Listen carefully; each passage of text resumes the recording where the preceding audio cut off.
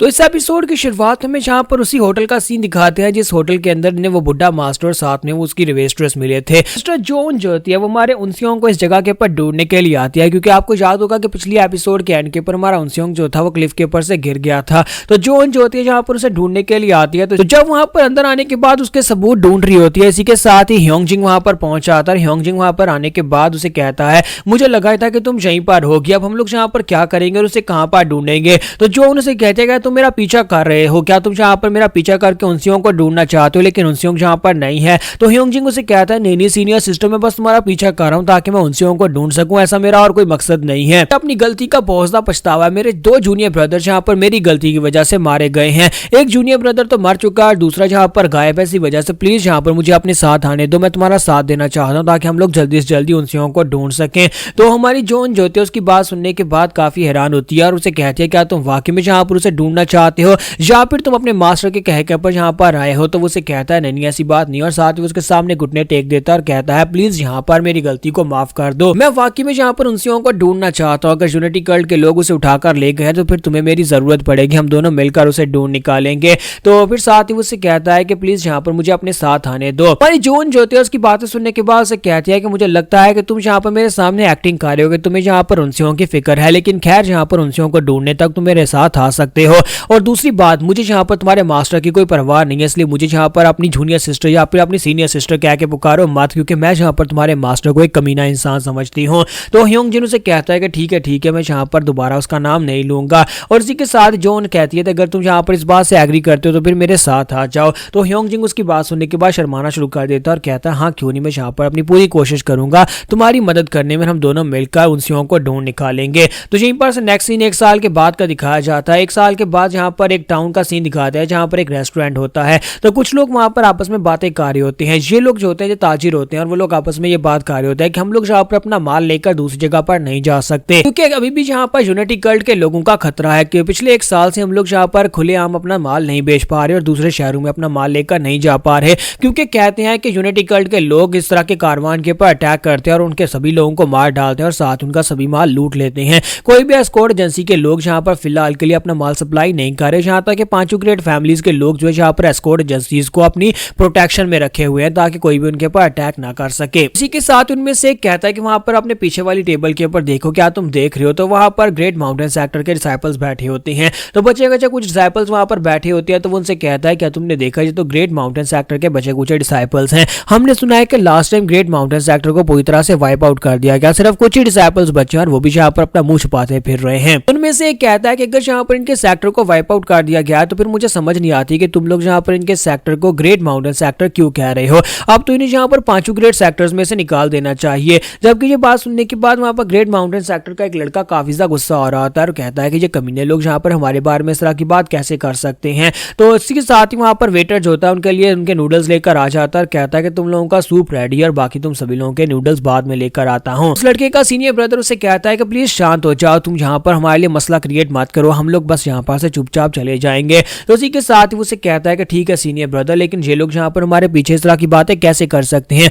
हम लोग यहाँ पर ड्रॉप आउट हुए, लेकिन इसका मतलब ये नहीं कि हम लोग दोबारा यहाँ पर ग्रेट माउंटेन सेक्टर नहीं बन सकते। जब किसी के साथ ही वहां पर उसे पीछे से आवाज आती है, कोई उसे कहता है कि देखो तो जरा, अगर इनका पुराना सेक्टर लीडर जिंदा होता तो मुझे लगता है कि वो यहाँ पर खुद मर जाता, और या फिर अगर वो ये बातें सुन लेता तो वो खुद ही अपनी कब्र के अंदर से जंप मारकर बाहर निकल आता और कहता है कि ये लोग तुम्हारी इंसल्ट कर रहे हैं। बात सुनती वो यंगेस्ट डिसाइपल काफी गुस्सा हो जाता और कहता है किसने हमारे सेक्टर लीडर का नाम इस तरह से लिया है। तो वहां पर पीछे गैंग के लोग खड़े होते हैं और उसे कहते हैं क्या हुआ, क्या तुम्हें हमसे कुछ कहना है? हम लोग वोनजोंग सेक्टर से हैं और वोनजोंग सेक्टर के लोग कभी यहाँ पर बस एक छोटा सा सेक्टर हुआ करता था और ग्रेट माउंटेन सेक्टर के सामने उनकी कोई औकात नहीं थी, लेकिन आज यहाँ पर ये लोग इनके सामने आकर खड़े और इनसे बदतमीजी कर रहे हैं। तो जूनियर डिसाइपल जब आगे बढ़ने लगता है उनके पर अटैक करने के लिए, तो सीनियर डिसाइपल उसे रोक देता है और उसे कहता है कि रुक जाओ। तो उसे कहता है कि सेक्टर लीडर आप यहाँ पर मुझे रोक क्यों रहे हैं? तो उसे कहता है कि योंगजुन बस बहुत हो गया, हमें मौका देकर फाइट करनी चाहिए, ऐसे हम लोग फाइट नहीं कर सकते। और साथ ही वो लोगों से कहता है कि पहले मुझे यहाँ पर तुम लोगों से ग्रीट करना चाहिए कि मैं कौन हूँ, और इसी के साथ मुझे अपने बारे में बताता है कि मेरा नाम इन जोंगू है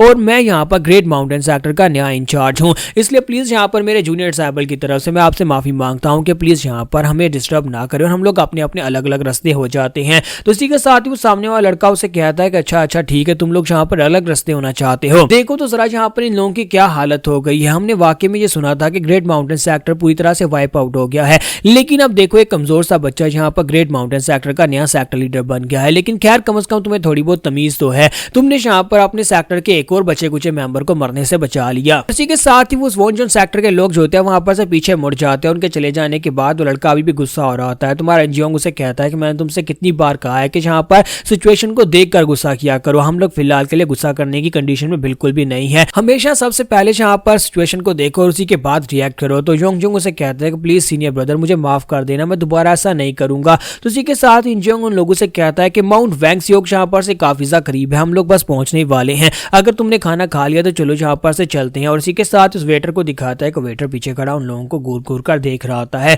तो इसी के साथ ये लोग माउंटेन के काफी करीब पहुंच जाते हैं। तो वहां पर करीब पहुंचने के बाद हमारा इंजो उन लोगों से कहता है कि मुझे लगता है कि सब लोग थक चुके हैं, हम लोग आज यहीं पर रुकेंगे, थोड़ी देर के लिए सांस लेंगे और उसके बाद यहाँ पर से फिर आगे बढ़ेंगे। और इसी के साथ इंजो जो होता है वहां पर माउंटेन की तरफ देखता है कि क्योंकि वहां पर मौसम खजान स्टार्ट हो चुका है, पत्ते झड़ रहे होते हैं और साथ ही वहां पर सीन काफी ज्यादा खूबसूरत लग रहा होता है। तो इंजोन कहता है कि देखो तो जरा यहाँ पर दुनिया में तबाही मची हुई है, लेकिन यहाँ पर देखो पतझड़ का मौसम कितना ज्यादा प्यारा लग रहा है। तो साथ ही वो याद करता है वहां पर स्योकजू को, स्योकजू ने जब लास्ट टाइम उसको जिंदा छोड़ दिया था और वो सोच रहा होता है कि एक न एक दिन मैं अपना बदला लेकर रहूंगा, तुम जहां पर भी छुपे हुए मैं वहां पर से भी तुम्हें ढूंढ निकालूंगा। लेकिन इसी के साथ ही वहां पर गिरते हुए पत्तों के बीच से एक नाइफ उड़ता हुआ उसकी तरफ आगे बढ़ता है। तुम्हारा इंजन अपनी तलवार के साथ उस अटैक को ब्लॉक करता है और अपने लोगों से कहता है सभी लोग अपनी तलवारें निकाल लो, हमारे पर अटैक हुआ है। ये वही लोग होते हैं वोनजंग सेक्टर के लोग, वहां पर उनका रास्ता ब्लॉक करते हैं और कहते हैं कि देखो तो जरा तुमने जहां पर हमारे अटैक को ब्लॉक कर लिया, इसका मतलब यह है कि तुम सेक्टर लीडर ऐसे ही नहीं बन गए बल्कि तुम्हारे पास कुछ स्किल्स भी हैं। लेकिन अफसोस कि अब तुम्हारा ग्रेट माउंटेन सेक्टर यहीं पर खत्म होने वाला है।